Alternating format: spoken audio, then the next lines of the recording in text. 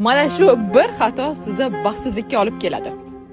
Biz insonlarga aytamiz, nega menga yordam bermayapsan, menga yordam ber, iltimos mana bu narsaga va insonlar bizga yordam bermaydigan bo'lsa, ota-onamiz, opamiz, akamiz, dugonamiz, ulardan xafa bo'lamiz va aytamiz, men yomon bir ahvoldaman, meni bilib turib mana shu ahvoldaligimga yordam bermading-a deya.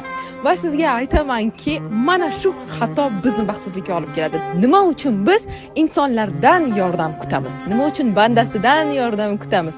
Robbimizdan, Allohimizdan nega yordam so'ramaymiz? Bu insonlarga aytaman, nega Allohdan so'ramaysiz deb. Keyin aytishadi, endi oxirida уже nima qolmagandan keyin, variant qolmagandan keyin duo qilaman deb. Yo'q, birinchi qilishimiz kerak bo'ladigan narsa bu duo, birinchi qilishimiz kerak bo'ladigan narsa bu har doim Allohdan so'rash va undan keyin esa o'zimizga ishonish. Boshqalardan kutib yurmaslik.